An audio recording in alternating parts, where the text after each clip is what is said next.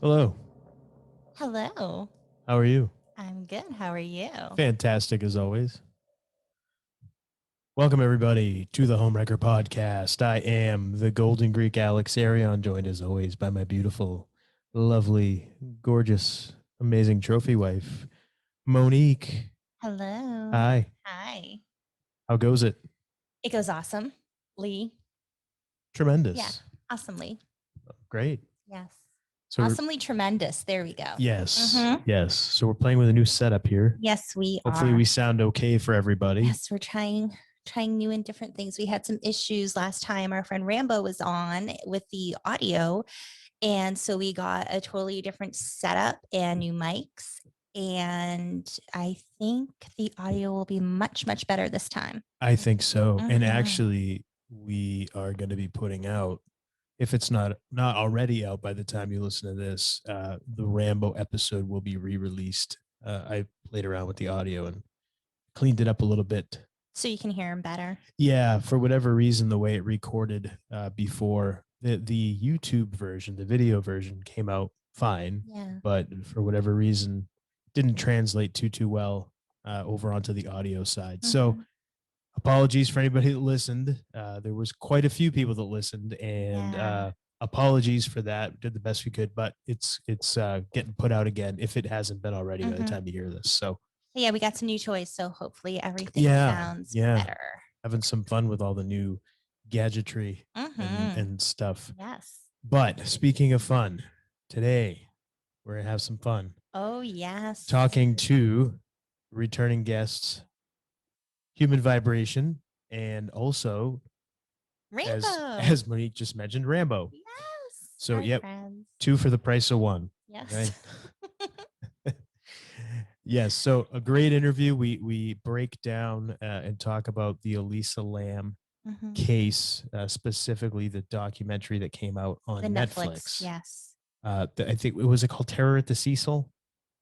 I forget. I've already forgotten the name. Unbelievable, but it's the documentaries on Netflix about the Elisa Lam I think case. there's one on Netflix. Yes, About Elisa and Lam. we break it up, break it down, and oh, you'll hear coming up here in a second. So, Yes. without any further ado, let's get right to that interview. Here we go. All right, so we are back, and we are joined by Jay, better known as Human Vibration, and also Rambo is back with us as well. We got two today, and we're going to be talking about Elisa Lam and that whole case and story. Yes. I was just thinking we got two for the price of one. Two for the price of one. Yeah. Sure. I'm a And dork. I know. before we get started, though, do you guys want to tell us about your new podcast? Because it's pretty awesome. Yes. Yeah. It is. Yeah. So I'm Human Vibration, JK. And so me and Rambo and Murph, you guys just mentioned, and we were talking a little bit before we started going that you are going to be talking to Murph later. So that's an episode coming up with y'all. That's going to be great. But yeah, me, Rambo, and Murph, we started a podcast together where we just get together and talk about everything, current events as it relates to reality, our ideas of reality, the world we're living in. One of the things that we do is just question the day-to-day fabrications and fakeries that we kind of see through the media and through these stories that really, shape our lives. And we just have been doing that on Twitter, and we decided to get together and have recorded conversations about it. And it's been really fun. It's so far, we've recorded 2 episodes. So What is Awesome. the name? Share the Oh. name so people can find you. Real Eyes Radio. Realize Radio. Yes. Yeah. And I like we it. kind of got that from Rambo's in Rambo's profile picture. He has the real eyes, real eyes, real lies. Yeah. Kind of, the phrase that is kind of really popular in the truth community, the truth seeking community. So kind of made sense. Went all together with that. Yeah. So Real Eyes Radio. And how can people find you? It is on all major podcast platforms, and we're actually partnering with the Black Pill Radio Group with the Black Pill. The guys that were formerly with Hold Up, they now have like a new name to their show, and they're kind of forming more of a network. And so we're doing 8 episodes kind of on their through their little channel, and so you can see we're on their YouTube channel. our videos are going to be on their YouTube channel, and then we have our own channel for all on all the podcast platforms. You can just find us under Realize Radio. So it's exciting. Excellent. I know we Pretty awesome. listened to the first one Yeah, already, and really it was good. fabulous. So thank you guys for doing that. Yeah, it's been great. It's been great trying it out and getting to get it all your stuff off your chest every weekend, you know. Yeah. We have really understood how much work goes into this whole thing, though. We have so much more respect for the podcasters and the community, for you guys, everything that you're doing. I mean, the number of episodes that you have and the way that you put them together. And I can tell the amount of research that you guys do that goes into everything. And it's a full-time endeavor. It really is. Yeah, it's it never fun. ends. It's fun. Very Yeah, it's the only reason fun. we do it. But yeah, Yeah. it's definitely it pretty much takes up a lot of your time, most of Yeah. your time. Yeah. So, but yeah, it's fun. We like doing It's it. worth it. Yeah, And it it's brings us, absolutely. it connects us to people like you guys, Mhm. just with what we're doing. And with each episode, I think if we didn't have this podcast, we'd still have the conversations we have, but I don't know if we'd put as much research into it and as much thought into it.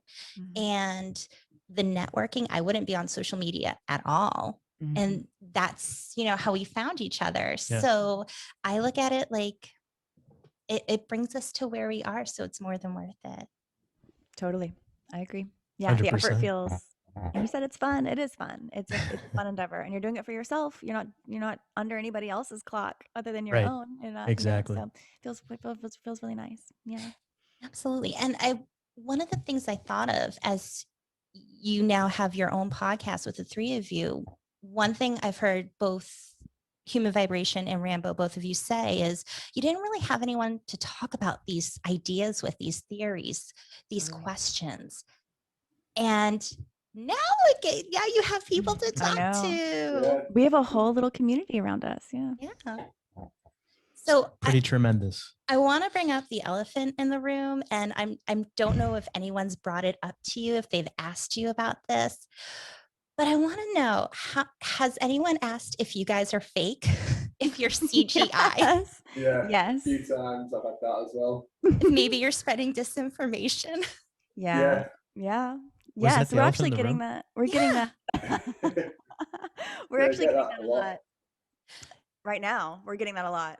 Really? Well, people are asking, not necessarily the disinformation element, but there's like we've noticed an uptick in this labeling of what we're doing as like everything is fake, as if Mhm. that's what we're trying to communicate, that everything is fake and you should just not believe anything and nothing is real and nothing matters. And I feel like there's a push to make it seem like that's what our message is, which I don't believe that that's what our message is at all. I think that we really try to hunt out what is real and what is meaningful, and also point out what is distracting us from the real and meaningful.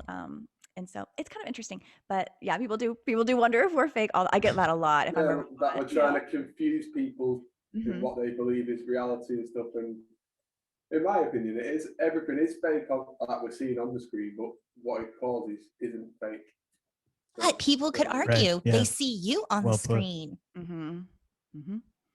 So that's why I think it's easy. One could question it, but I think that's good. I think the whole point is we want people to question stuff and think about it.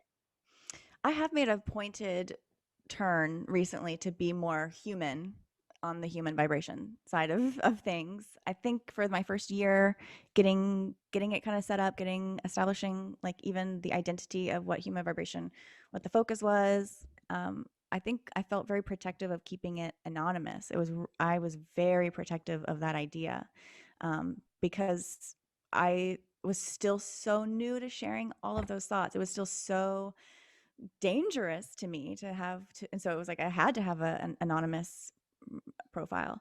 But something that I have learned from myself, from human vibration, I have learned to not fear anything, and just to be more, all the things that I thought that I was, that the reasons that I was fearing not being more personable with it was I had a lot of fears just built up, and I realized that all those fears didn't matter once I just led more fully into that version of myself. And instead of having like a human vibration and a totally separate person in the quote unquote real world, once I started aligning those two efforts together, things really changed for the better.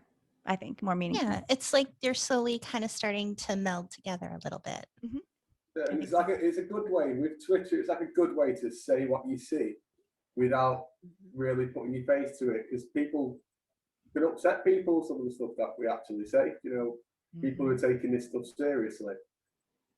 But it's good. I think Twitter's been good for that. How you can be anonymous and you can just basically say what you believe, and without really anyone being able to label it to you as a person of like you're an phobic or anything, because that's what can happen, or even just crazy, say people they'll die and stuff like that. It's Well, I think if you go to work and you say, oh yeah, like Jean-Benet Ramsey, she didn't exist. Like you start saying these things, like people are going to look at you like you're fucking crazy. They are. They will. And you don't want to They deal shall. with that. Like I've gotten to the point where in my life, I speak my truth, but sometimes I decide I'm not going to speak everything. I'm just going to keep my mouth shut because I just don't want to deal with it. It's not worth my energy in explaining everything, because I can feel the energy and I can feel when somebody might be interested. But when you have people or people who are just going to shut you down if it's not exactly what they believe, it's like, this isn't my fight. It's not a fight. It's just I want to communicate. But if you don't want to listen or you want to be agitated by what I say, then I'm not going to bother. And that's okay. And you do find yourself dimming your own light just so you can be copacetic and not spark someone else, because you know that your inner light will spark like a wildfire of rage or whatever, or bad a good way of emotions putting from it. somebody else. Yeah. And so I do this. I know exactly what you mean. Like you just kind of dim yourself and smile and go, sure. Oh yeah, that's interesting. And you just don't say anything that's on your mind. And you just, and I think over time, if we practice this dimming of our inner light, the light will dim, it will diminish. Where if you, if you have more of a fucking attitude all the time, and yeah, it's going to ruffle a lot of feathers and you might not be great in your real life, but practicing that, like always saying it out loud, no matter what the ramifications are, even if the ramifications are bad, maybe that's the radical truth telling that we need, I don't do that in my life. I dim my light all the time. So I'm trying to do baby steps. Baby steps. I'm trying to do like, okay, I'm starting with this and I'm going to work them up there, just kind of step by step, get them there. It's not worth it for everyone. So I know what you mean. Like, you don't want to have to you don't even need to shine your light to the Starbucks lady who got your order wrong. Just let it go. Yeah. Let it go. Absolutely. All right. So do we want to get into this Elisa Lam case? Yeah, let's get into it. So did everybody's watched the Netflix documentary, right? Yes. We're talking about the documentary on Netflix. It is called Crime Scene, The Vanishing at the Cecil Hotel. And Alex and I had watched it, and we had thoughts that came through our mind while watching it. Oh, and right away. So I think it was like the next day, I'm like texting Human Vibration, like, let's do, like, have you seen it? Do you want to talk about it? Yeah, you were like, there's this documentary, and I think it might be up your alley, so we should probably watch it, and then let's talk. And I had heard about it. I'd heard about the case. It's been one of those that hangs around and always comes back, and you always see that one image of her smiling, and then of course the image of her in the elevator. And I'll let you guys really tee it up, but it's something that I was aware of, but I hadn't looked at it in a long time. And once Monique brought it back up to me, all those unanswerable questions, all those mysteries that I'd been so fascinated by, it all kind of looked a little bit different once I took a new look at the case. So it's been fun. It's been fun to try this new lens at everything. Yeah. It's Oh been yeah. like a viral episode, hasn't it? Everyone's talking about it and stuff. It was when it was in 2013 when it first happened. It was very viral, and then this documentary has caused it to go viral again for sure. That's how I found out about it, was people talking about it on Twitter, and I'm like, what is this? And I was like, this case sounds so familiar. And it was when they talked about the video from the elevator. So I'll just do a quick rundown. You were aware of it before though, Yeah, right? When because it I remember first back in was a thing. 2013 when she was missing and the video was released of her in the elevator, and everyone thought it was a ghost. Everyone thought that she was being chased by a ghost. And I remember the way the video was, they were talking about like her fingers, the way she was moving her hands, and her hands looked kind of elongated, and people thought it was some kind of ghost or poltergeist. Her hands did look extremely strange. They Yes. kept commenting. That was a big thing that they focused on in the documentary, is what the Mhm. hand gestures. But nobody talked about how weird her fingers looked. They just talked about how strange her hand movements were. But nobody said, and during the strange hand movements, her fingers grew 4 inches. Right. Yeah, exactly. But Yeah. back in 2013, I remember, because I remember watching that video Did you notice online. it back then? Yeah. Well, yeah. It was like, Oh, wow. okay, what's going on with her hands? Wow. I was like, something's wrong, but I didn't think it was a ghost. I was like, there's something else off, but I You didn't know what catch it was. everything. I didn't see anything when I saw it back then. I was just like, oh, what a spooky story. But you see, I was the same way. I was like, whoa, this is Yeah. spooky. What is this? Is it a ghost? Yeah. I didn't notice the hands. I mean, I didn't now notice it at all. Now I do. Yeah. now I noticed it right away when we watched it because I hadn't seen the video in, however many years until it was on the documentary. And I'm like, her hands, what's up with the fingers? Like now it's like, okay, when you look through the lens of everything's fake for the most part, Speculate. it kind of changes your perspective on everything, I feel. But so yeah. go ahead. The everything fake is the everything's fake lens. It's more of whatever is being put in front of us to mesmerize and fascinate. And Rambo brought up this concept of being mesmerized. The idea of it's a state where you literally cannot look away. You are unable to release you're in a trance, you're mesmerized. In these stories, I think that's one of the things that they do so well, is they mesmerize us, where we can't look away. We have to learn more. We have to, and then nothing ever makes sense. There's no resolution to be found, which keeps us just searching for more and searching for more and searching for more. Yeah. And the word mesmerize comes from, I'm blanking on his first name, and I should know this, but the last name is Mesmer, and he was a hypnotist. That's right, with the swirling. So yeah, and that's it's. And I've been saying it for a while. It's like, it's a hypnosis that we get put under, this trance that we get put under by people. And these entertaining these stories, these entertaining stories, that they can make viral. Like, I'd never heard of this Elisa Lam until recently, and when it's come on Netflix. But now everybody's heard of it. They want us to see this program. They want us to watch this series. Being pushed for us. Yeah, and it makes you wonder why. Like why? What's well, the I have my theory as to why things like this get pushed forward, which we can get to, if you want. And that is what is it? Let's hear it. So I feel like I'm going to say that I feel like after watching the series, I feel like it was all CGI, and the only bits that wasn't was the interviews of the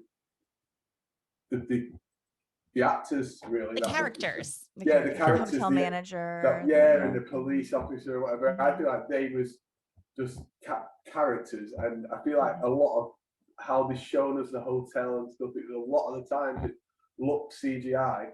And from that series now, they've been able to make the tourist attraction out of that hotel. Yes. And it's made viral. And something I pointed, what I thought as well, in the series, it says the video reached 25 million views of Elisa Lam, and now it's live, it's on Netflix, and it's still only on 30 million now.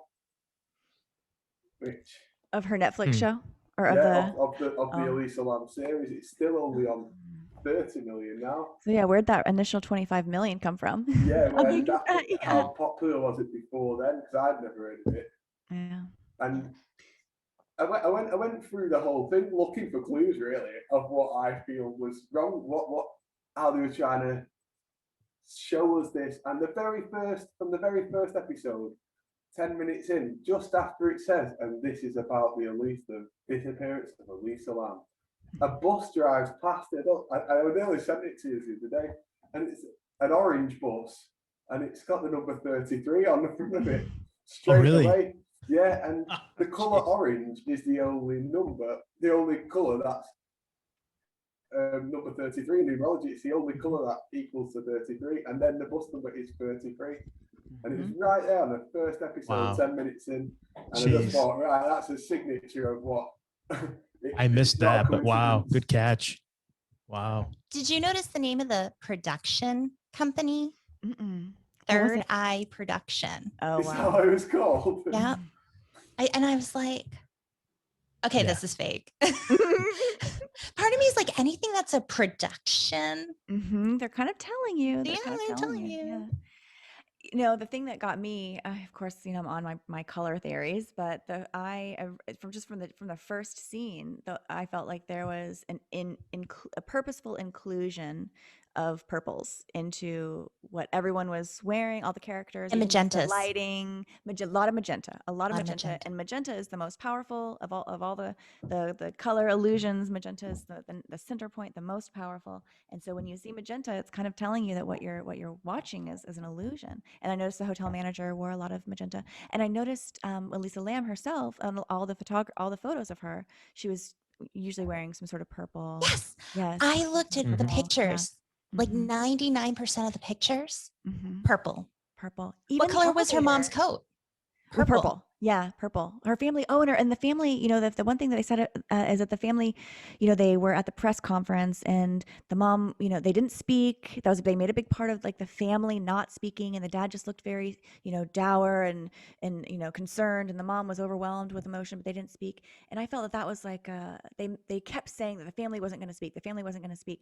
And in my mind, I kept thinking like, maybe they're not even there. Maybe they really can't speak. Like it's like a video feed. These people don't even exist, and it looks like the family is off in the corner, but they're really not, and there's no way they could say anything anyway. And so they're just kind of, but they need to have this idea, this visual of this family. It was kind of strange the way they kept being like, well, they're not going to say anything, so don't listen to them. I did a little Yeah. research on the family. Ooh, tell me, because the mother and father supposedly in Canada owned a restaurant Yes. of some sort. So I took some notes just because I don't want to forget. So Elisa's parents, their names are, where is it? David and Yenna Lam.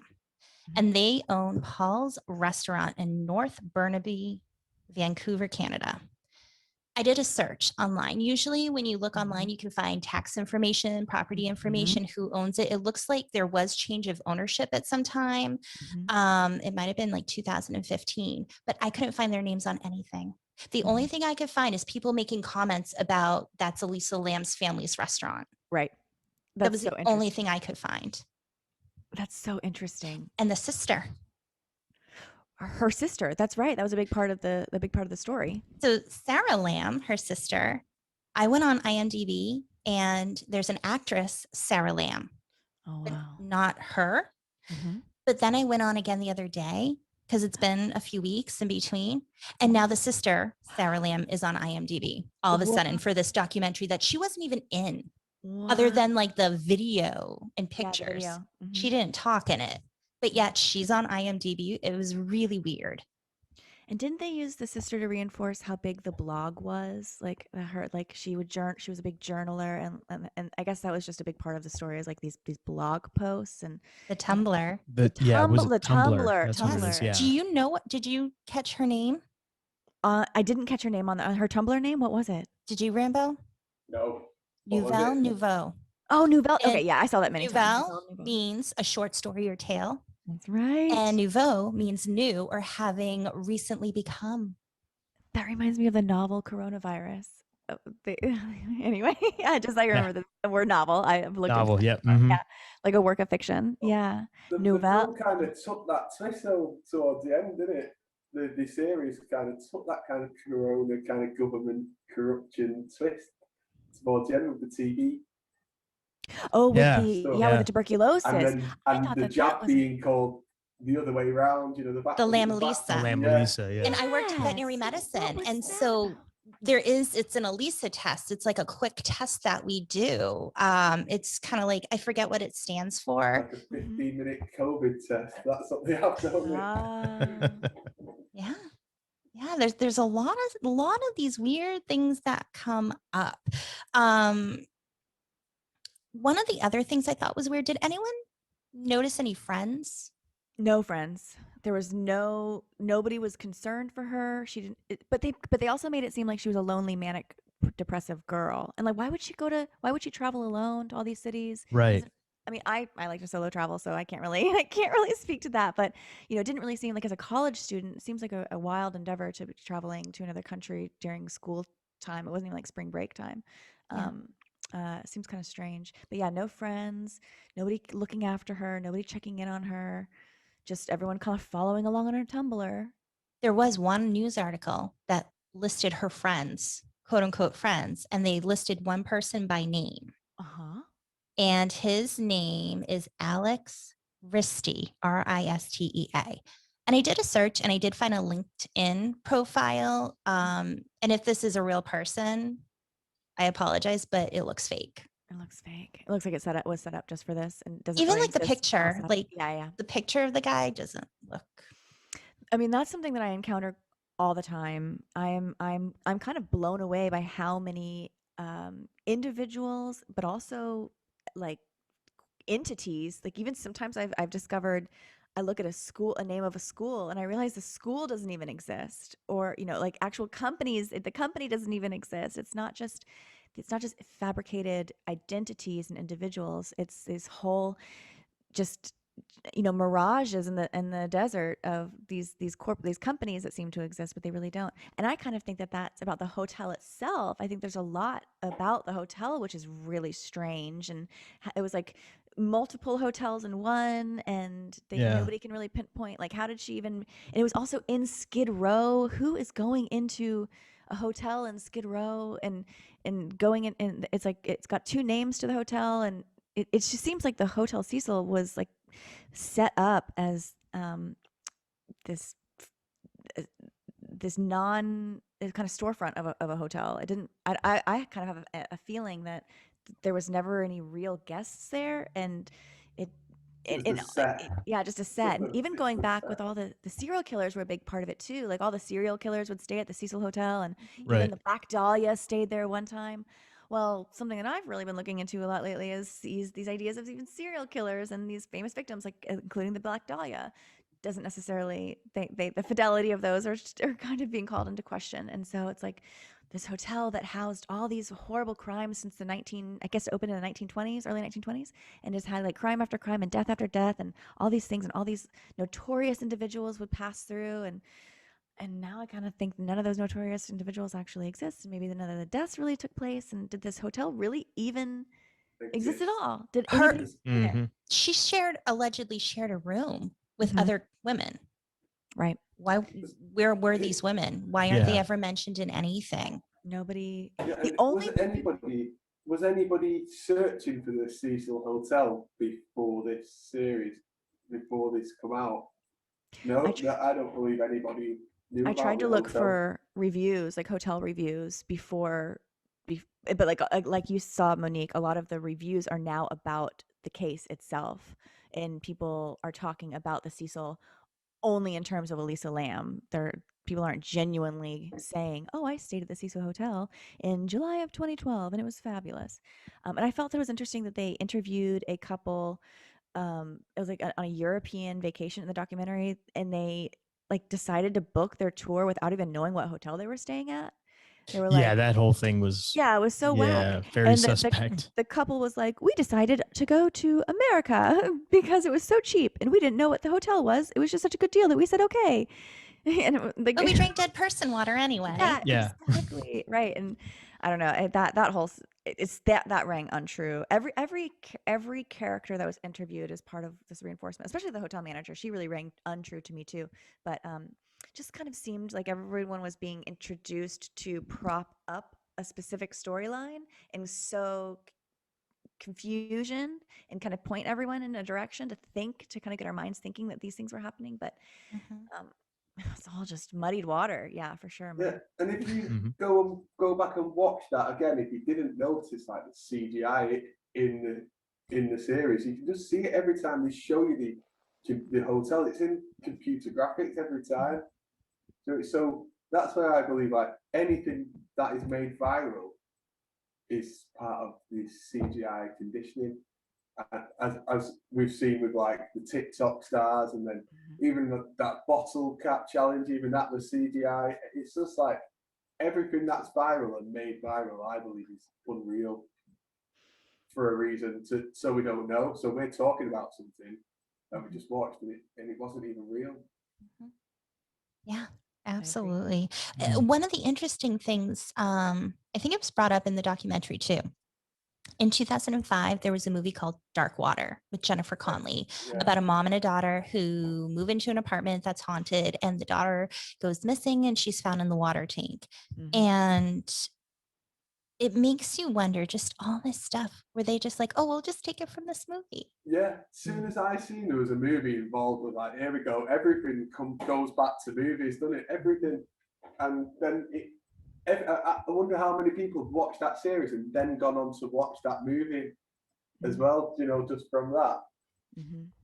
And not just that too, but oh shoot, I had a point. Oh yeah, the movie is about a ghost. The place is haunted. And when this first came out, it just clicked in like, oh yeah, it was pushing that haunted narrative that it was a ghost. Yeah, That was really big back then too. she even had the same clothes on as they said as the movie as Yes. well. Yes. I missed that part. She was wearing the same clothes as the girl who in Yep, the the hoodie. Yeah. Yeah. Wow. Mhm. Oh my gosh. And They then- really, oh my gosh. Yeah, all the interviews then was just kind of doing what they do with everything, and it was not really showing us anything, but leaving it to our imagination to come up with our own conclusion. Yes. Planting loads of different conspiracy seeds for us to Yes. pick up really and make anything out of. But when you look at it, step back, we didn't really see anything. Just a woman in a lift. Well, it wasn't even a woman. Was it just all computers? You know. Yeah, all we have to go on is this grainy, mysterious video of her in the elevator, and it makes no sense, and it's so bizarre. And because the video itself is so nonsensical and so bizarre, that's enough to keep us and the whole, like a whole community of internet sleuthers just lost trying to figure it out. But it can't be figured out. Exactly. Yes, Yeah, you're right. I think, yeah. Yeah, And I it's agree. like Yeah. the camera stopped at a certain time, and you couldn't see the manipulated, time, yeah. the time stamp on the camera, and it's just like loads of different things, loads of paths you could go down with it. Really get your imagination going, couldn't you, of what actually happened? And really, you didn't see anything. It's just your imagination that like they do with the news and everything. They always show you like a blurry video and give you a headline of what's gone on. The rest is up to you for what you imagine. Choose your happens. adventure. Yeah. Yeah, just choose your own adventure. Exactly right. And that can be bad or good. And they give us just enough to make our own decisions, but we catch on. Yeah, they give us these really loosey stories, and we can't help ourselves. We just love it. Yeah. We so we watched this documentary, and like right away I was like, she doesn't exist. She's not real. This is all bullshit. And then we started looking into it because we wanted to do a show about it. And if you take her name, so like we play a game with the kids on the computer, and it's like a word jumble, and you try to get as many words as you can out of it. And so I did that with her name. And if you take all the letters, it can also spell malaise. Oh, wow. Yes, which is uneasiness, feeling of discomfort. unease. And how did that make people feel when they heard about her, when she was missing? Uneasy. And then when that video Speaking comes of out, No missing, coincidence. and speaking of missing, she was a missing person, but they had 18 homicide detectives come to the hotel. Did you guys catch that? yeah, That was yeah. so strange. Why would one homicide detective come to a missing person's, like just a regular field detective, like you wouldn't need homicide yet. Number 18 Right. in I feel. Right, it's to get the So number maybe 18 number back 9. into it. Yeah. You the want to number- talk about numbers? Oh yeah, Rambo. I had made a couple of notes on the number side. So I noticed she went missing on 131 2013 and then she was found on, or no, so she the elevator was on 131 2013, but then that means she went missing the next day, which is 21, which is 3, and then she was what else? What was the other number? So she was when she was reported missing. Oh, and then 13, versus and then yeah. So when then she was found. or the elevator video was on 131, but she would have gone missing that night. Like it was just changing times so she actually would go missing because she was seen. She wasn't missing yet on when we saw her in the elevator. She was there. So she went quote unquote missing on 2/1 on the February 1st, which is number 3. If you take her birthday and you take the date she was reported missing and the date she was found, it all equals to number 9. And if you take her name and do simple gematria, which is A = 1, B = 2, C = 3, her name comes to 9. Wow. And not just that, but if you look at 9 in numerology, it's the end of a cycle. You've had to go through all these things, all these hardships in your life to get to this point, like to finally like end this cycle before you start over again.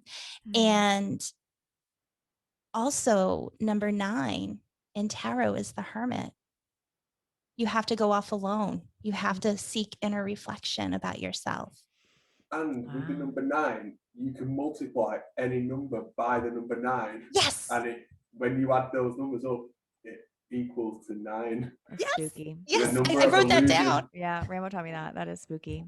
And also, I see it as a number of illusion because it can be flipped up and down to a 6 or a 9. So it's also an illusionary number, you know.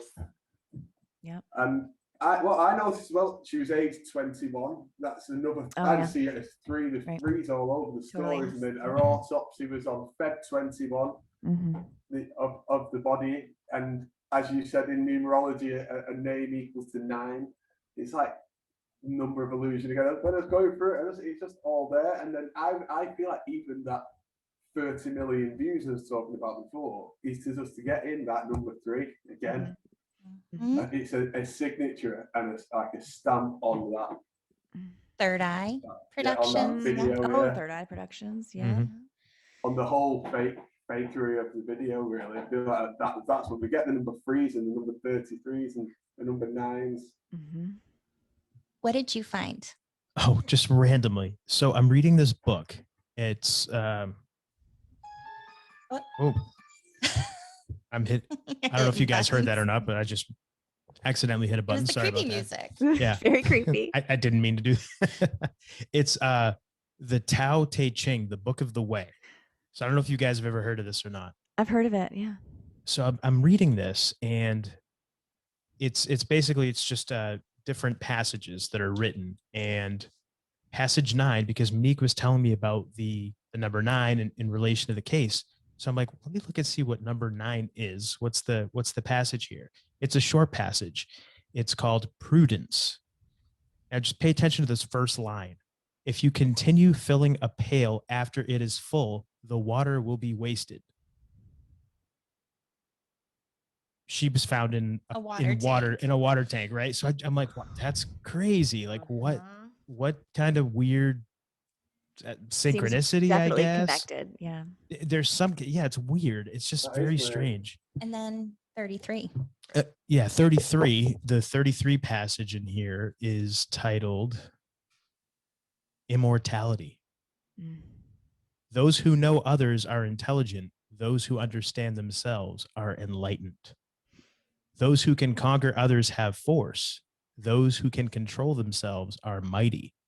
Those who dare risk death have courage, but those who death cannot destroy are immortal. Wow. Just very weird. But I was like, with the 9 passage, with just that first line of water in a pail, I'm like, what?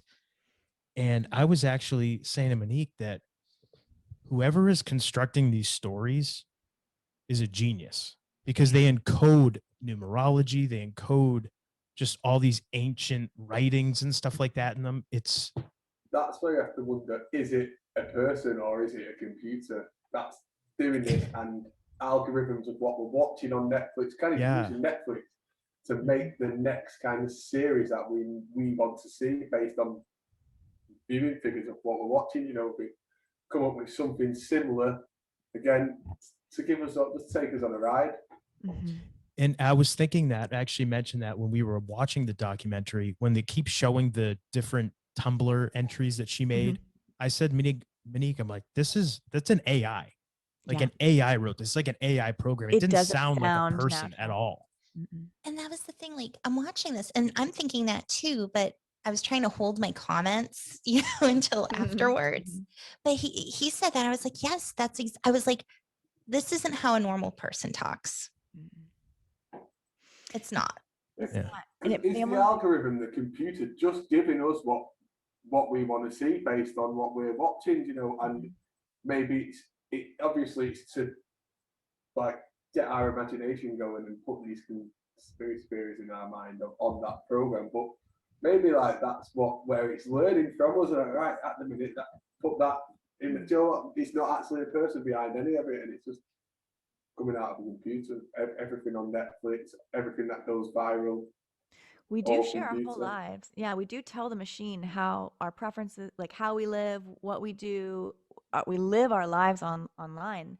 Mhm. All they need to do is have a profile, aggregate profiles of what 25-year-old, or she was, how was she, 18, 21? She was 21-year-old, 21, yeah. with her racial profile, her education background, and they could easily sum up or summon a voice, a narrative voice that sounds like it was written by a girl in that classification.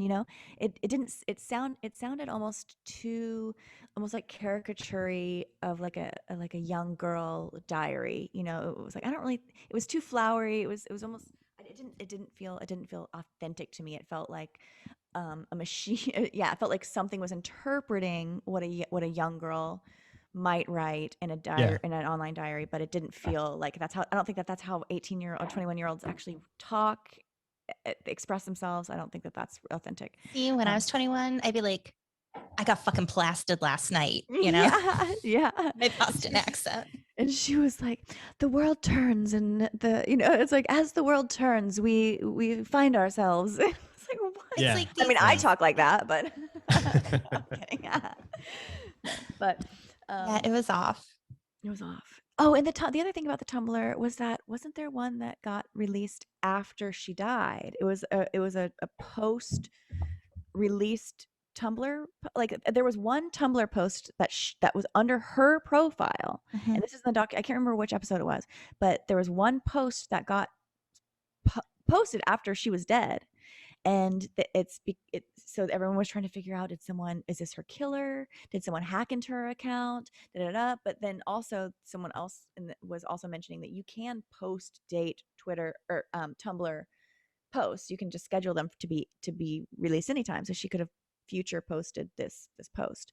And I think there was only one of the posts that was under her username that went out after her death. But to me, that just shows that this was not even a real girl anyway. It was all scheduled. Have you Yeah. looked at the Yeah. Tumblr? It's And still just- active. It's still like visible. people are still that was on the last episode, how they were talking about the community is still very much engaged and remember, and her remembrance and remembering her legacy, which I think is strange because I don't think she ever existed.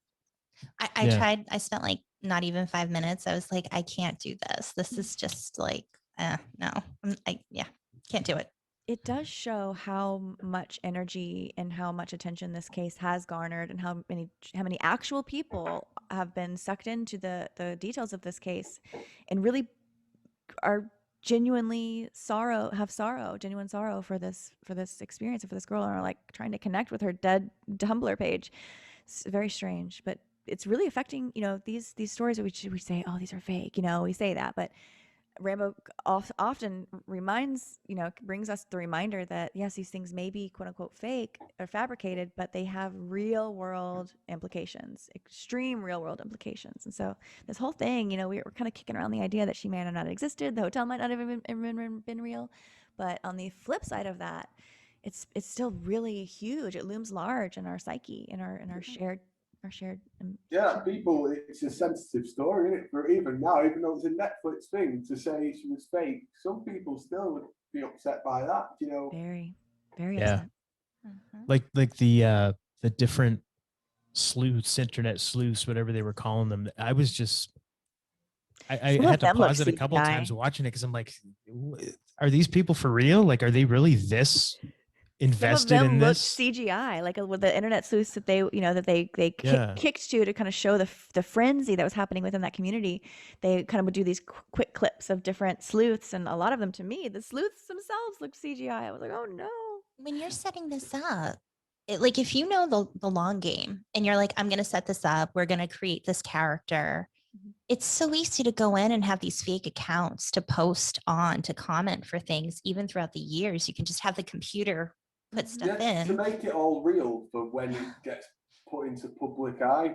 This all could have been built, this Elisa Lam story, up Yes. till 2013. Mhm. Then because no one was searching it before then. Joe, obviously she died before then, supposedly, but it's like I believe it's all pre-built for us, all this stuff on the internet, so that when we go on, it's all there, all the pictures are in place, Yes. all the background stories in place, it's all there when we search for these stuff and we're looking into it, but it's all been put there for us. So what we're finding, we believe we're finding like trails of truth.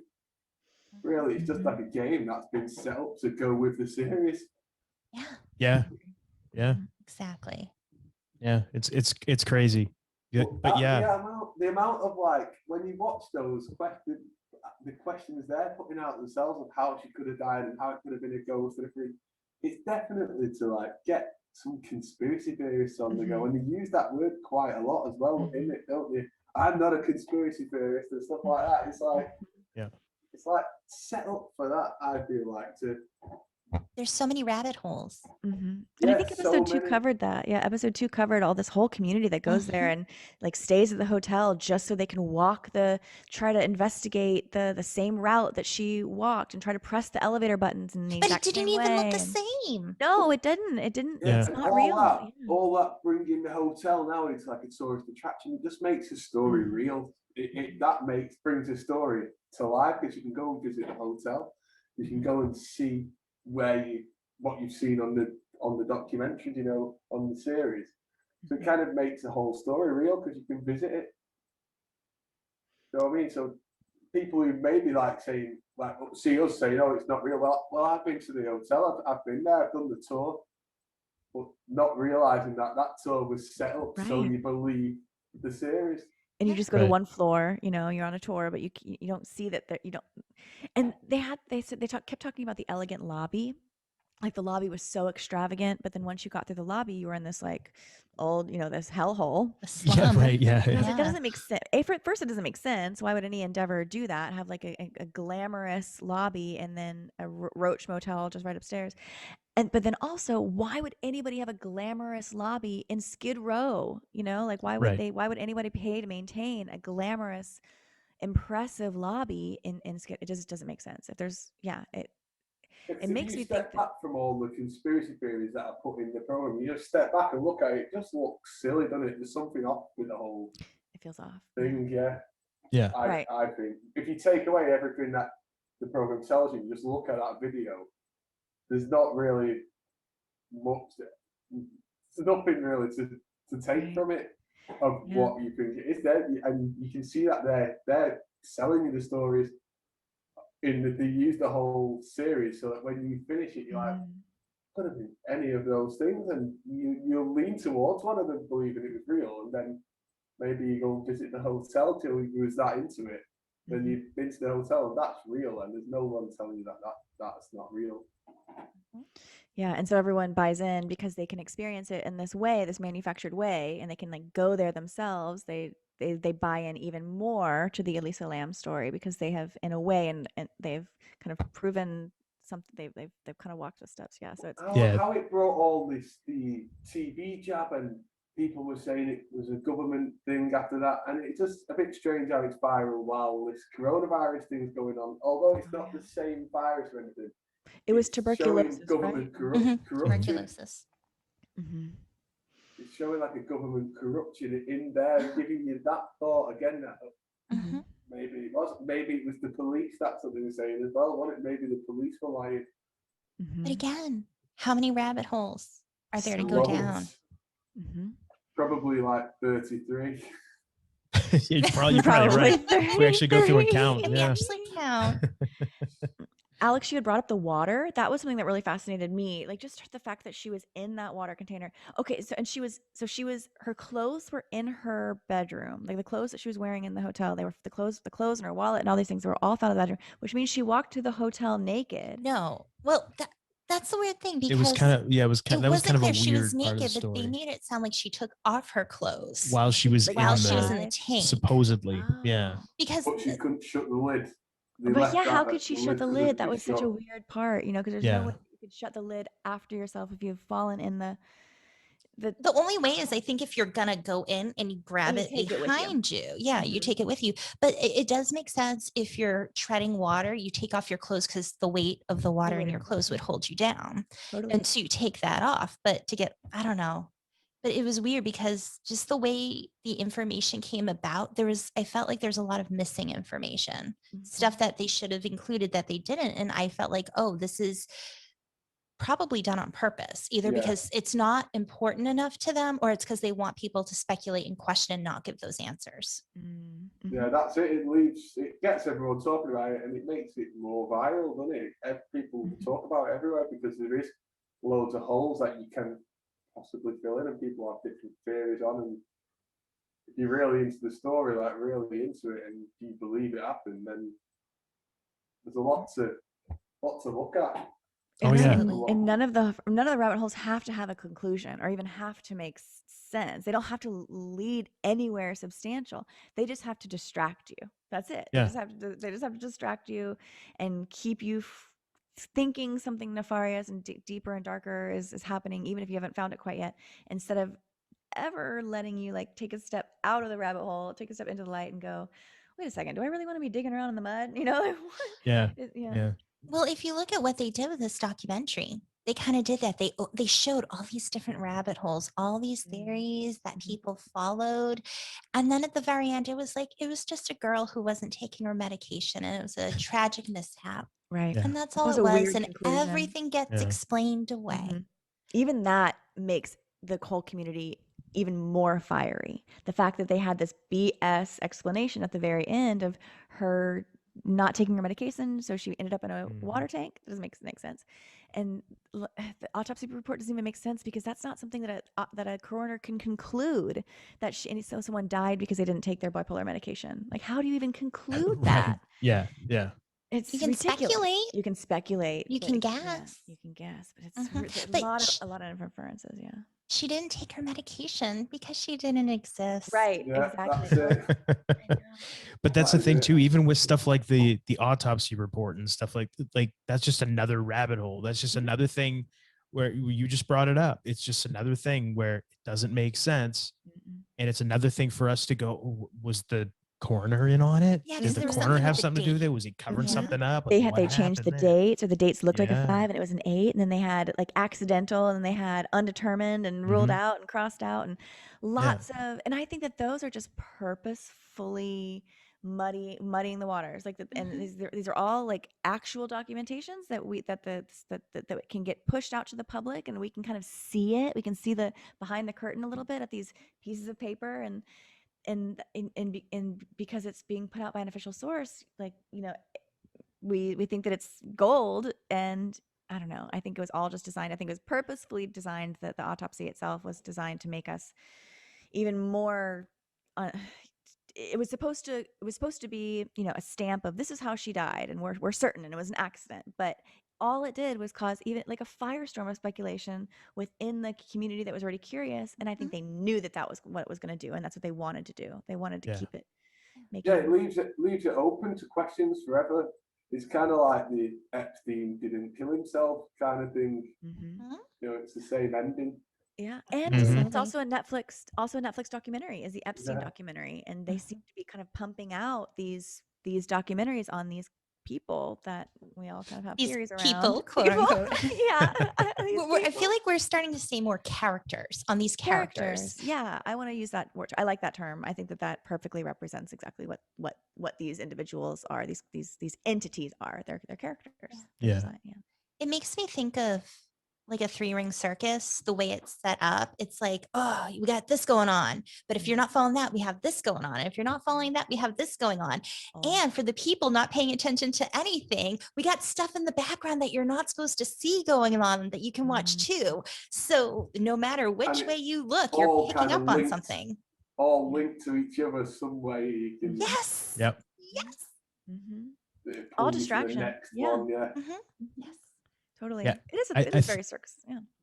Yeah, I'm with you, Rambo. I think it's got to be either a genius or an AI that's like coming up and crafting these stories that just send Yeah. us in a million different directions. And that's what I talked about last time. Is this AI necessarily like a bad thing, or is it a they or us, where it's just learning from us, giving us back what we want over Right. and over, and learning collectively what we searching, what we watch, and it's just reprinting more series, more news, more TV programs, just what we want on our screens. Really, it's just giving it us, and it doesn't.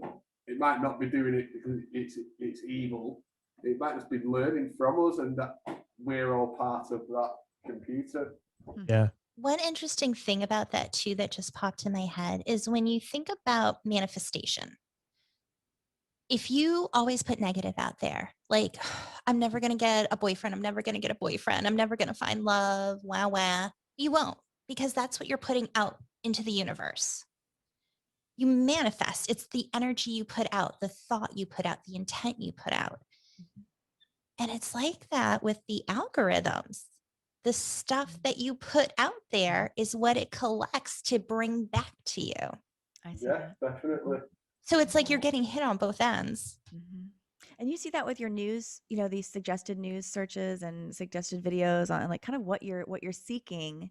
The path will reveal itself in the direction that you are seeking and in the manner that you're seeking. So if you're kind of starting to look for certain things, like the algorithms will learn that and they go, that's what she likes, let's give her more of that. It's like they don't care, they just want to like feed us the energy that we give it. And so we have to be very careful about everything that we do with our energy. But even online, I bet, even on just casually, like, sometimes I've gone down many rabbit holes, and I wish that I had that time back. Now I do. I wish that I had that time back. But we can lose ourselves very quickly down rabbit holes on the internet. Ooh, we all can. I mean, Oh yeah. I know like Alex, he gets into stuff and I have to like be like, okay, honey. I know that feeling. Yeah. Mhm. Back away slowly. Not so much like lately, but in I've the been past. much better lately, but I Oh, used yeah. to go down all kinds of rabbit holes. And yeah, I scared myself even just thinking about it now, just how into some of the Oh my stuff that I gosh. was getting. And here I am like, it's gonna be okay. Yeah. It's all right. Just getting all your energy and all your attention. Yeah. Even though you Yeah. don't realize, you're still thinking in the background, like thinking of your own ways, and you don't leave it alone, do you? Yeah. I mean, I've definitely gotten better, Oh, absolutely. especially Yeah. over the last like 6 months or so. I've just completely like now, and I credit a lot of that to discovering you guys and just helping me to see things through a different lens and go, wait a minute, what am I doing here? Like, why does this even matter? It doesn't even matter whether it's real or not. Doesn't it? Honestly, in the overall scheme of things in my life, does it matter? No. No. All that matters is my family, myself, my kids, my wife. That's what matters. And that's what's real. That's what's real. Right. In my Yeah, opinion. exactly. And these outside sources that are coming through your screen, it could be wrong and it could be real, but who cares? Because they're not part of your life. It's just there to be put into your mind. Right. Yeah. Absolutely. Yeah. Did you have any other notes on there? I think I went over all my notes. Everything between all of us got brought up. Is there anything like that we didn't discuss that you guys want to mention about this case, quote unquote case? Story. Let's call There it a was- story. There was Storyline. one phrase I kept listening for the interviews, and I kept listening for specific phrases where they were alluding to maybe nothing had occurred. I kept listening for that. And on the first episode, they said there was nothing to support that a crime had occurred. There was no physical evidence found. Do we even have a crime here? And There it so is. their phrasing it as when we talk about crime, did someone harm her? Was she, like, obviously there's a situation here, but like they're trying to make it seem like they're talking about a killer or something. But what they're really saying, the words they're really saying, is that nothing occurred at all. There's no physical evidence, no physical evidence found. How is that possible? It's crazy. Yeah. It's all for the mind. It's all for your mind, isn't it? Really. Yeah. Yeah. And it could even go back to just keep your mind busy till something else comes up. And I just think it was really strange. The strange thing for me is how it brought in that government corruption kind of bit, and was it all set up and with the police lying? And I just feel like it's there. It's been put there on purpose, that bit to do with this coronavirus lockdown. I feel. Don't know what, I can't make the link, but I just know there's something more to that. Could be more just fear mongering, just like reminding us how scared we should be wherever we go, if we travel. It's another like travel story of someone who similar to this Sarah Everard in the UK. It's kind of like a mysterious disappearance. Then a policeman's been arrested, and it's kind of got the same effects. Everyone's talking about. What's that story? I haven't heard that. Is that? I saw something online that I'm not following. A lady went missing in the UK, and the day she went missing, it was massive news on every single channel. A 33-year-old, and it was the 3rd of March, she went missing. Last seen at 21:30, so that's again your 33. And then What? they found the body. They found her body on the 12th of the 3rd, so that's again the 33. And then they've arrested the police officer for it. And there's a big thing over here now about women's safety, and if you see a woman on the street, cross the road, if you're a man, and don't make a fear and all this stuff. And they're making a big thing about it right now. And it's trending all over Twitter now, and it's for a reason that they want us all to know. It's kind of got the similar feeling to this Elisa Lam thing, where you don't actually know what's happened, but it's gone huge and it's viral basically. Oh, jeez. And wow. I've seen somebody actually say she doesn't exist on Twitter, and his account was deleted in front of my eyes. He retweeted the story and wrote, "This woman is CGI, she doesn't exist." And I commented, and after I commented, he was suspended. Wow. No kidding. Huh. Yeah, and it's just full of threes. It's the whole story, and her name in numerology is 3 as well. Sarah Everard is 3 in numerology. It's just there. It's there's threes all over it, and just one of them, like, as human vibration. It's like a loosey story. Jeez. If 9 means the end of a cycle, remind me what 3 means in numerology. So 1 is the beginning. 2 is usually like joining, like an endeavor. Like if you think about it in terms of like 2 people coming together, and then by 3 you have a third, so it's kind of going off independently again. I know, I'm trying to remember 3 exactly. It's weird because I translate things in feelings. And I know like how it makes me feel, and I'm like, how can I put this in words? Yeah. Yeah. So like if you look at because I'm a 1 for this year in my life, like I'm a 1, so I'm beginning my cycle again, which is really, really fitting. I'm gonna see if I can find something. I'm just gonna look really, really quick so I can better explain it. I see the number 3 as like it's like a signature, like a sign and signature, but it can also be like a mirrored number, and when you mirror it, it makes the sign of infinity, which the same as the 33. So it could be like a signature of a never-ending deception or never-ending illusion, and it's like a sign for illusion, and it could be like mirrored. That's kind of how I'm seeing it. Number 3, it just pops up everywhere too often for it to not be a signature of some sort. Well, one of the things with 3s is like the creativity. Like there's that creativity, which. So are they putting these 3s in all these stories because it's creative? maybe like to fictional, Ooh, like a that's a good creative. one, Yeah, yeah. that's I interesting. wonder, because, like, I mean, the thing that I try to be mindful of is I'm sure I can correlate, give me any two things that have nothing to do with each other, and I'll somehow find something Mhm. to put it together. And people have a tendency to do that. So it's like trying not to do that, but just trying to look at the information that's there, Mm. trying to figure it out. Oh, one of the other things too with the 9 was like sometimes they'll say like if you're a 9, your strengths and weaknesses, and the one of the weaknesses for a 9 is you're sacrificial. Oh, Yeah, and I thought Interesting. that was Huh. 'cause you have to start interesting. over because you have to, I guess, be sacrificed to start back at Hmm. one. So one of the things is like a number 3 is indicating somebody with great creative potential but little direction. Hmm. Mhm. Hmm. This number brings optimism and luck, abundance of energy, but may abundance of Abundance energy. of Yeah, that's energy. it. There Yeah, it it does. There it is. is. There There it it is. all we needed to know. but its optimistic viewpoint may be so as a result of something worldly and short-lived. Hmm. Very interesting. Yeah, it's the creativity and communication is.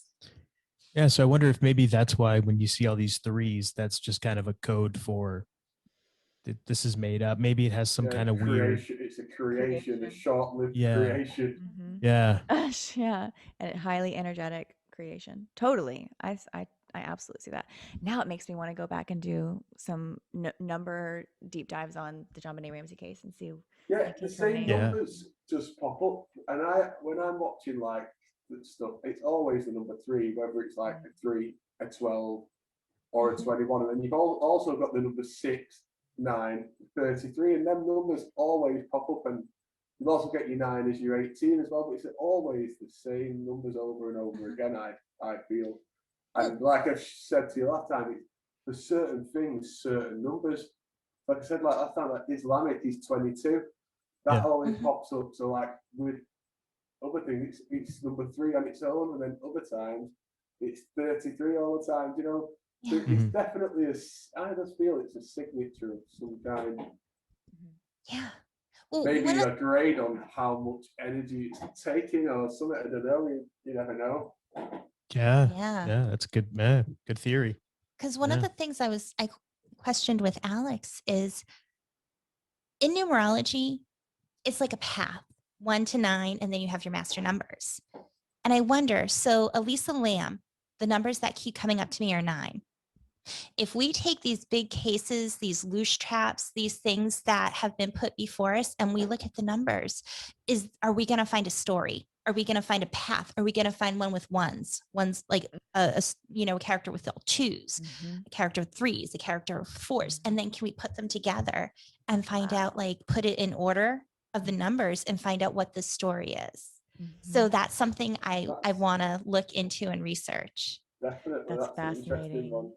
That's And a rabbit hole. yeah, that's a to Yeah. that go is a down. rabbit hole, but it might end rabbit holes. It's a Yeah. rabbit hole to end the rabbit holes. Because if you could classify, because then what if you find like all of the ones that have, all the ones begin to group together, and you see that there's a not just the name, the names adding up to one, but you see that there's maybe a specific character about the case itself, maybe the manner of murder, quote unquote murder. Mhm. So, yeah, it might be interesting to see what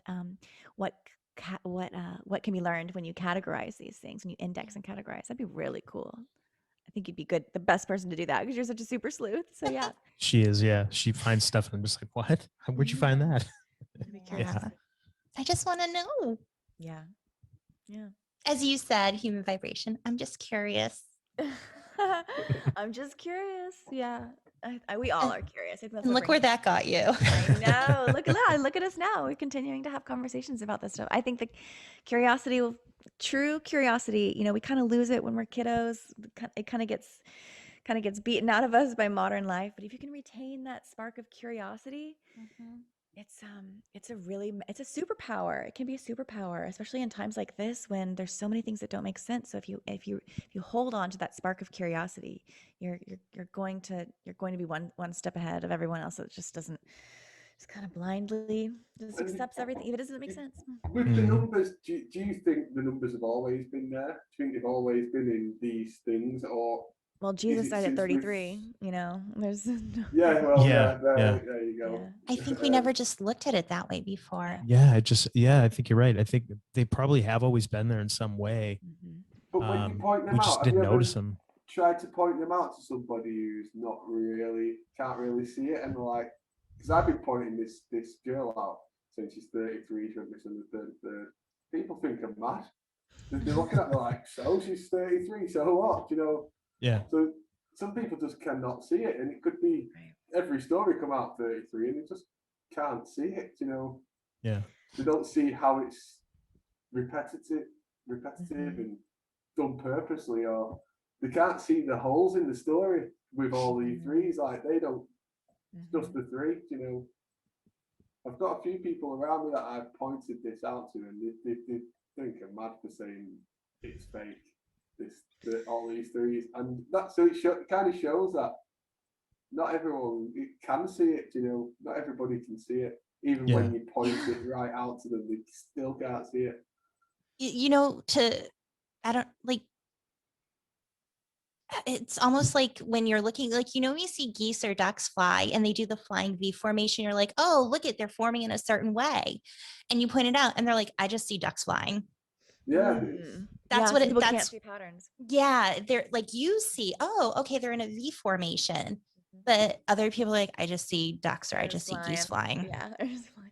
That is interesting because we all, it does speak to this understanding of reality. We can all be experiencing, sorry, there's a motorcycle outside. We can all be experiencing, you know, the same, we can be in the same room experiencing the same thing with the same people, and every single person in that room can have a vastly different experience of what they personally saw, heard.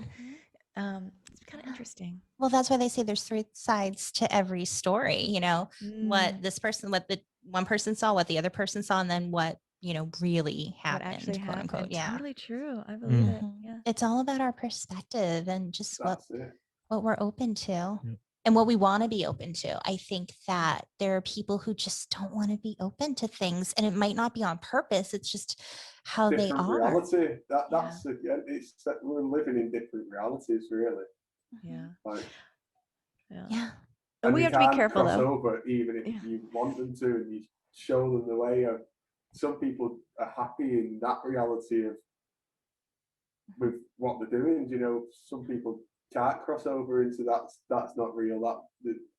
I The brought minds that up. can't process it. Yeah, back in December for our New Year's show.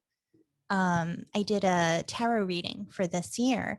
And one of the things I saw was like, it was very interesting because it was like a whole like cycle happening in the year. And part of what I was seeing is there's going to be a big change between like people who are elevating to like 4D, 5D and people who are staying in 3D. And it's not like they're going to be gone. It's like we're still living, we're existing together. It's just we're on different levels. So we're still physically here, but we're seeing different things. We're experiencing different things. We're seeing and experiencing in a different way from the other people who aren't there. So, and it's like, that's one of the things, especially later in the year, that's going to be bigger. It's really going to ramp up later on. Yeah. And it's Yeah. going to be really hard for people to separate and be able to say like, okay, you don't see things how I do. I have to be okay with that. It's going to be very difficult for people.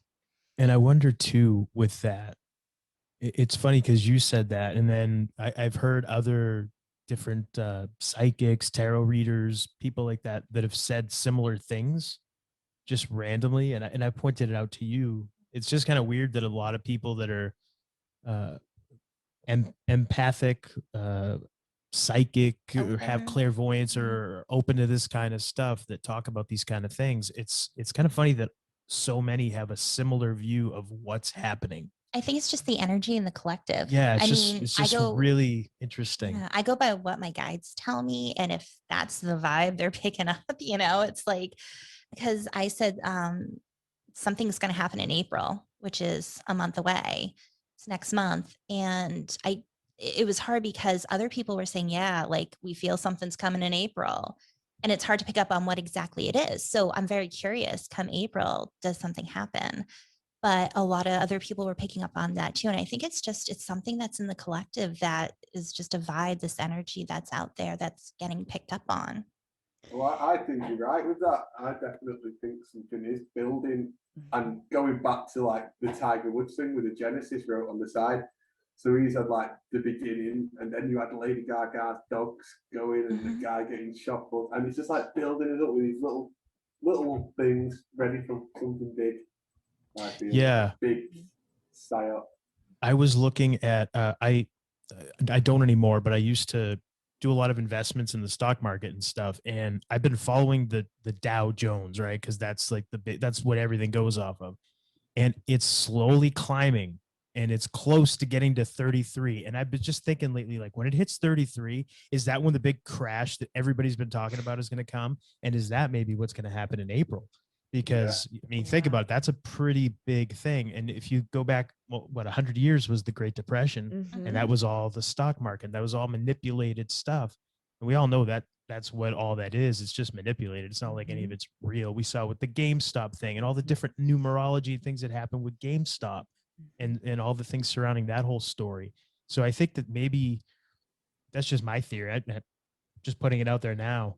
Maybe that's what it's going to be. Maybe that stock market's just going to keep going until it hits 33 and maybe 33.333 or whatever, and it's going to crash. And that's when the bottom's going to fall out, and this big bubble that everybody's been, talking about forever is finally going to burst. And here we go. Now we're going to have, everybody's going to lose money. 401ks are going to get dried out, and another depression, if you will, or something like that maybe is going to happen. I don't know. If that happens, that's crazy, and there's no coincidences. If that happens, we've got it recorded. There's no coincidences at all. But I was thinking about that actually when I was on my when I was walking this morning. Like, I wonder if that's what is going to happen in April, because it's just slowly creeping up, and it'll go down, but then it'll come back up. And it's at, I looked at it just earlier today, and it was at like 32 point something. Like, oh, I wonder if it's going to get to.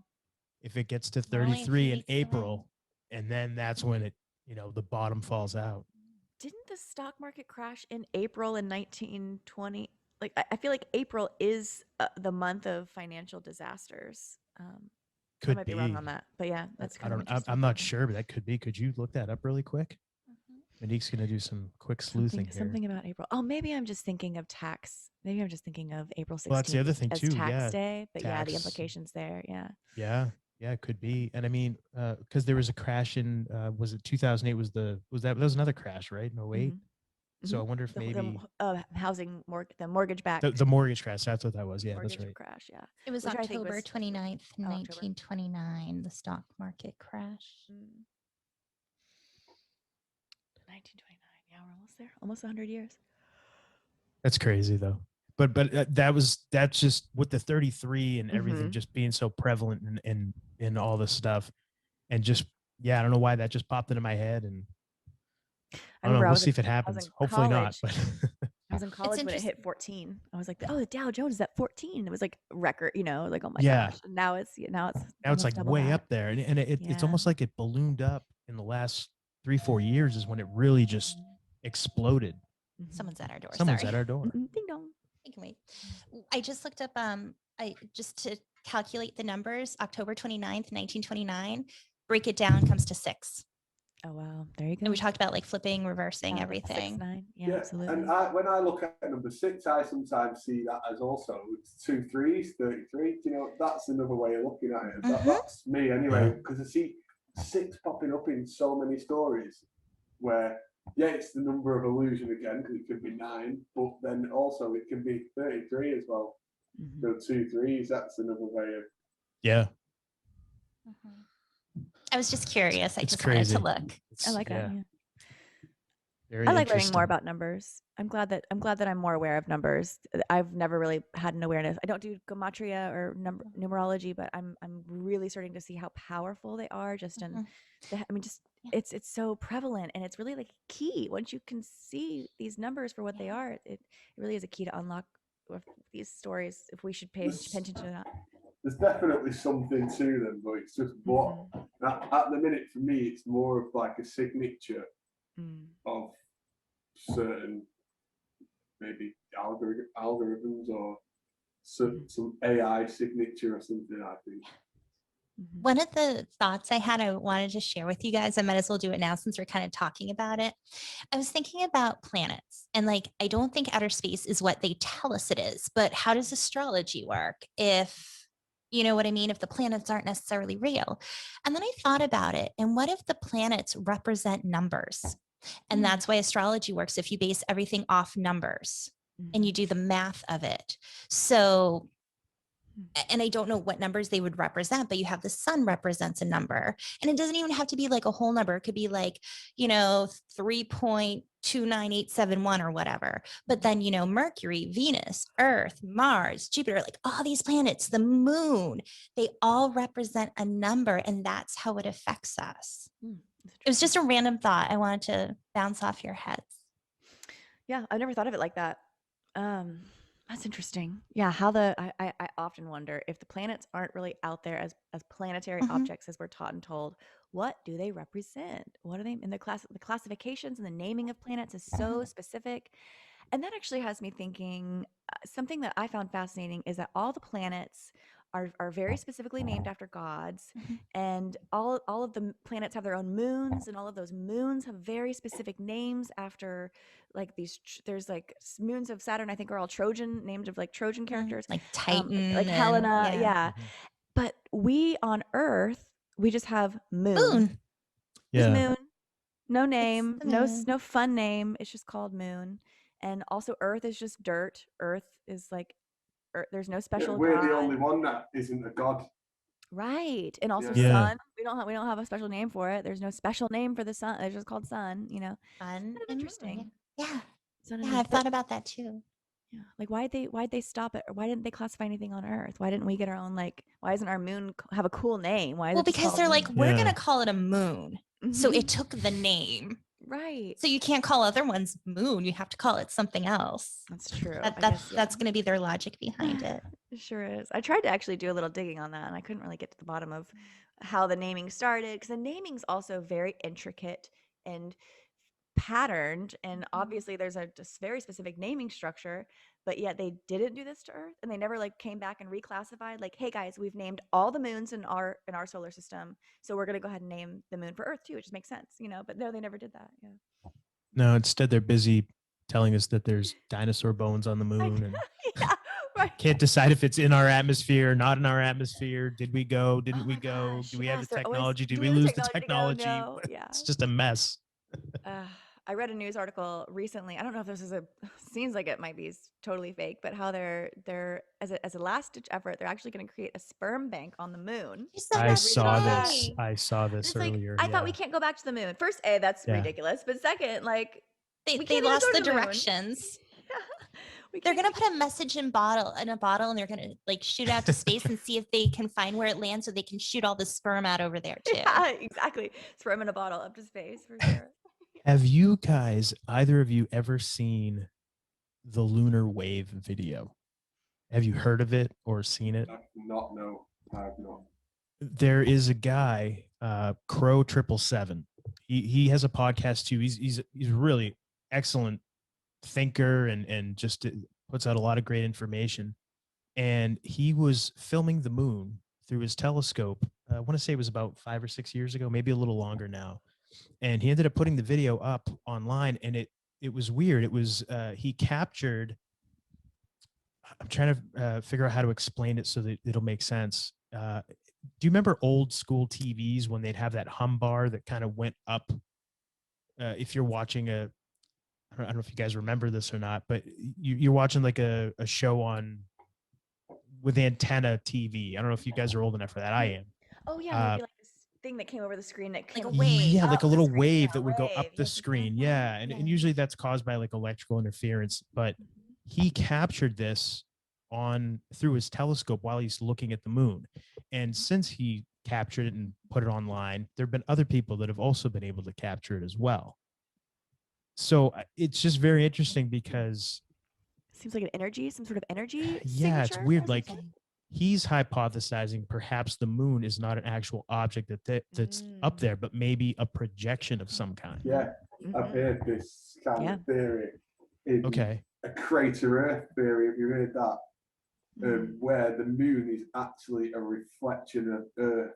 So when you look up at the moon, and you can actually see like landmass on the moon, and it kind of looks like the map of Earth. Like you can see land on the moon on a bright night. And I've seen a theory of that is a reflection, some sort of reflection of Earth, and that's the moon. You know, it's a bit of a mad one. There's a few videos on YouTube, and he's called the Crater Earth guy, and you should look at some of his stuff, and he kind of matches this map to the map of Earth, and puts it over the map of the moon, and it kind of all lines up. You know, the I gotta pattern. check this out. Okay, Yeah. now we have to look that. Yeah, we have to look that Let up. me just get his name. He's called the Crater Earth guy, but he's got some really interesting stuff, and he says the moon is a reflection of the Earth in the dome, so it's like reflecting off the dome. Oh, I see. That's where the Might make reflection sense why comes from. people say they've seen lights on the moon. Interesting. Oh, maybe. Yeah. I don't know. There's Guys? sometimes it just looks so big and so doesn't look far away. It doesn't look 26,000, No, for 263,000 sure. miles For sure. away. The last full moon we had, like sometimes the moon is so big, and where you see it, it looks like it's got to be way closer. The pups are at it. Actually, we're gonna take a quick break, and we'll be right Right back. back. And we're back. Yes. So we were talking about the moon. The quote unquote The- moon. Yeah. The moon. The character known as the moon. I love that. Yeah. Yeah. Because we don't even know if anything's up there. Yeah, it's kind of it's interesting. But if you guys get a minute, try to look up lunar wave. And I I've got think it. his video is still on YouTube. If his is not, because I know they were censoring him a lot. If his video is not there, I'm sure there are other ones that are out there. And it's very interesting because you look at it and you're just like, what is that? Like what's happening? And they've ruled out any kind of electrical interference and that kind of stuff. So it's just weird. It's very, very strange. When I saw it, I'm like, what? It looks like a humbar, like I said, from like an old, Yeah. watching TV. So It's interesting. yeah, very interesting.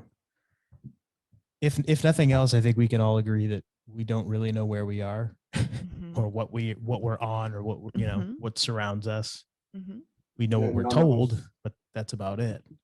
We don't know. We have no idea, really, do we? That can feel kind A of scary. mental prison. That's it. Yeah. Yeah. It's like because you don't really know where you are. Mhm. Are we really just a giant chunk of rock hurling through space? I know. You know, around a giant ball of fire? I don't think so. I don't think so. I don't think think there's so. something so special, but we're not allowed to know. We are programmed from the moment we're born to not know ourselves and to not know this realm, and we're fed all sorts of fairy tales and cartoons about space and dinosaurs and Yeah.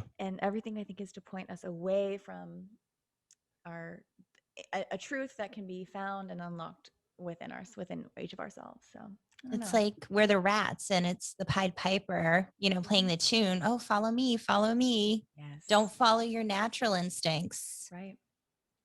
Follow this me. tune. Yeah, and by giving us like all these physical planets and stuff, it's I think I said this last time. It's keeping us away from thinking Earth could be bigger than what it really is. Mhm. You know, and they tell us infinite space, but what if infinite space is on Earth? Mhm. Yeah. Yeah. Crazy when you think about it. Just Yeah. it's insane. It makes you wonder too. I think we may have talked about this on our last show with you, Rambo, about Antarctica and how we're not allowed to go there and everything. And maybe there's something beyond the ice wall or, maybe like you were saying, it just continues and keeps on going and keeps on going. And I wonder if maybe that's why another reason why all this stuff is going on now with COVID and everything. And they're talking about making it more difficult to travel because you have people now with technology, especially who maybe can figure out ways to get to places we're not supposed to go for whatever reason. Definitely. And that's what, yeah, so they're getting us this tightened security worldwide. Yeah. Definitely, that could be. But I do believe it's bigger than what we're told, and I believe there's other civilizations, and they say aliens, but they call an immigrant an alien as well, Right. which Yeah. just come from another part of Earth. Mhm. So Yeah. could be could be that Yeah. that we're And they're just called- trapped under this. Like they like us to think it's like a dome or something, and it's just a mental dome that we're trapped here in this. Mhm. This is where we think that's it. See, That I wonder. This is our world. We're trapped in this Yeah. world. See, Mentally. I wonder if it's like different frequencies. Like maybe like as humans, you think, oh, our vibration can only go so high. We can only tune into certain frequencies. How like people, you can only see certain colors of light, your brain interprets things. And I wonder, maybe it's a different frequency. There's so many other frequencies out there that we're not tuned into. And maybe they don't want us to tune into it. Like we have the ability to, but they don't want us to. And that's all the distraction. That's everything. Like I just kind of wonder, maybe it's all here. We don't really need to travel outward. It's all here. Like when you think about it, when you think about like the collective consciousness, when you think about your higher self, it's always there. It's just at a different level. I like that. So I wonder if it's not necessarily like a physical thing to touch, and people say they see spaceships, and maybe if it is something, it's a different frequency and that's why it goes in and out. It's nothing to do with outer space. It's just it happens to be here, and it's just whether their frequency is changing or our frequency is to see it. That's why that's there. But it's just a thought in my head that I ponder. Definitely, I believe that it could all be frequency, and there could be like multiple like civilizations living beyond all on different frequencies, all right here. Yeah, like everything's Yeah. here. Yeah. Everything is here. But here is so vast and there's so many frequencies of it. It's like a radio station. Like you're going, like, you have this station, everything's kind of there for you, but it's about, tuning in to just get it perfect. Yeah. Yeah. And we can live either in tune or out of tune with our lives. And so life can be very flowy and seem like everything is just unfolding very naturally for you, or you can be living out of tune with the harmonics of your life, and everything is hard. Everything you do is hard. Static. Static, yeah, fuzz, yeah. Deep thoughts. We're getting Yeah. deep here. Like, Deep thoughts. I love the idea of the frequency realm, though. If you can elevate your vibration, I do believe that you can begin to, I say our vibe attracts our tribe. Yeah. If you are vibing in a very positive, very strong, like it's like a beacon point for other, it's like a beacon light, like a lighthouse for other ships in the night, like to know where the light source is. And I think that we can like find people that are on our specific wavelength. And it goes to when you're not doing very good, when you're on like a negative wavelength, you're going to find characters in your life that are also riding that very specific negative wavelength. And you guys are, yeah. And so I think that just by changing, I think that to change the world around us, we have to change ourselves. And by changing yourselves, everything around you can change for the good, for the better, or for the worse, depending on how you change. Yeah. Definitely, because if you change it, you can look back on your former self as a completely different person. I can, and that tells me how much I have changed over time. It's like a left the former person behind and become a new person through seeing the world differently. I look at it as like evolving, kind of like a butterfly. Yeah. Right? You're a caterpillar. Shedding your former self. Yeah. Yeah. Because you're growing, you're evolving, you're changing. And it doesn't take away, like, doesn't mean like, oh, the caterpillar was worthless or it was wrong. It's just, it was a different stage. And now we're here. I don't know. I try to always find the positive in everything. Yeah, It's like, because same. a lot of times people beat themselves up over who they were or what they thought. And it's like, doesn't matter because everything brought you to where you are now. It's at that point. Yeah, it's And- your journey. It's part of your journey, and you live and you learn, don't you? And you Yeah. grow. How do we learn? We make mistakes, Yeah. you know, and then we learn from them. There are Wow. no mistakes, only lessons that will be Yes. There you repeated go. until they're learned. Yes, I There you know. go. I'm like, we've taken such a turn from talking about fake Oh. Elisa Lam. I know. Now we're getting to the real. Yeah. What's real? Fun. Yeah, it's fun. Fun. I So, think these types of things lend themselves to that. yeah, 100%. Yeah. So, yeah. Do you guys want to one more time just tell everybody about your podcast? Yes. Tell everybody where to find you, and we'll start wrapping up. Yeah. Well, I'm Human Vibration. You can find me on Twitter at Human Vibration, and also now I'm on Instagram at Human Vibration _ Insta, and our podcast with myself, Human Vibration, with Rambo, and with another guy, Murph, who you'll be talking to later, and have a podcast with him out. We talk about a lot of the stuff we discussed today. It's these types of discussions. You guys together have really introduced to me, reinforced how important it is to have these types of ongoing conversations about everything and nothing. I think that's really important that we tackle the big stuff, but also the interesting stuff, the fascinating The bits, weird stuff. the weird stuff. Yeah. And so that's ultimately it's a chat through kind of our lens, and we all kind of do similar things where we take the everyday understanding, everyday knowledge, and scrutinize it in a new way. It's been really fun. It's been really fun to do. Awesome. And Rambo, where can everybody find you? Yeah. On Twitter as Seek the Truth 101 or Rambo. I'm sure it'll come up as well. And I just post stuff like trying to show the world how things are faked, and how they can fake it, and how everything is not as it looks on screen. I think you've done a good job pointing out it's easier to do than we realize. No pun intended with Real Eyes Radio. That's right. Real Eyes Radio. Exactly. Thanks for calling that back. I realized I didn't Yes. say the name of the podcast. No worries. It was just like realize, and then oh yeah. Real Eyes Radio. See, things happen for a They reason. do. No They do. coincidences. So thank you guys Thank again, and we're definitely gonna have to do this again, maybe on a Mhm. different topic next time, or maybe we just get back together again and Yeah, talk yeah. about No, whatever. totally. Talk about anything. Yeah. Awesome. Thank you guys so much. Thank you. Thank you for having me on. Thank you for having Thanks. us. So that was a lot of fun. That was awesome. Conversation went a couple of different places that we That's the Go fun ahead. thing. It's like we have our topic and we discussed our topic, but then we talked about other things. It's like I want to take advantage when they're on the show because it's just so much fun and they're such wonderful people and fun to talk to. Yeah, absolutely. Yeah. Absolutely.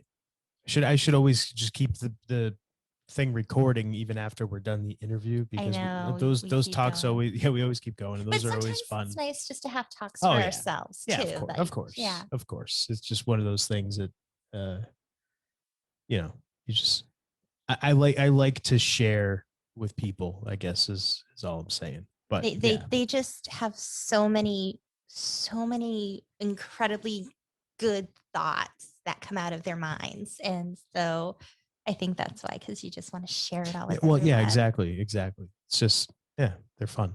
A lot of fun. Yes. So we'd love to hear your thoughts, everybody, about the Mhm. Elisa Lam Yes. story. I'm gonna call everything stories. The now, because character it's really all Elisa they are. They're Lam, yes, stories. the story.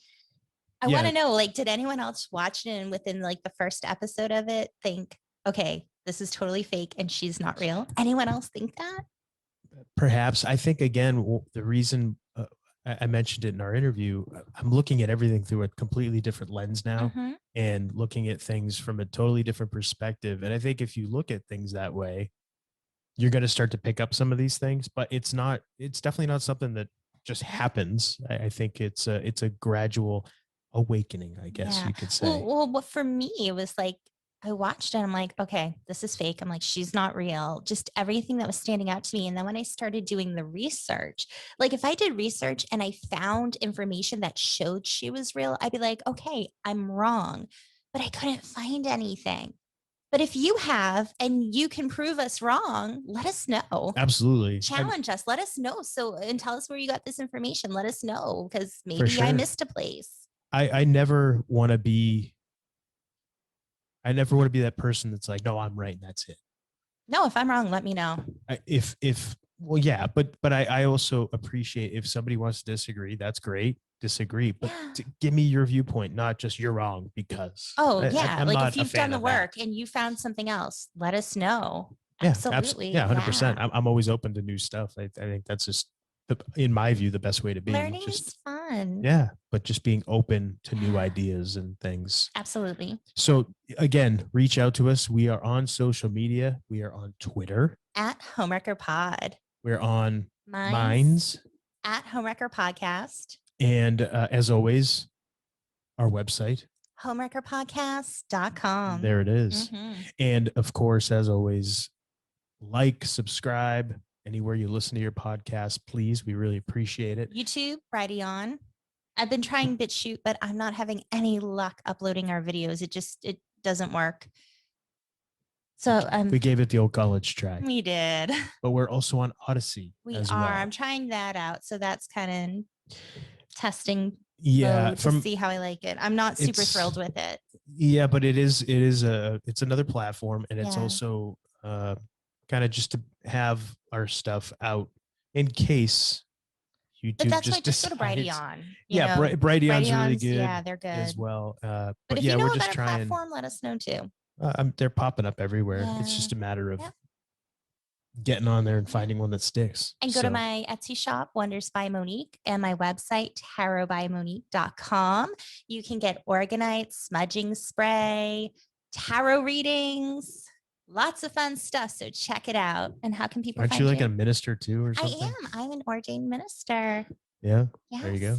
And I got another thing coming out that I'll be doing. That's a little bit down the road. What do you call if you're a guy and you do a lot of stuff, it's jack of all trades. What about when a woman does it? Jack of all trades. Okay. Jack of all trades. There you go. Jack of awesome trades.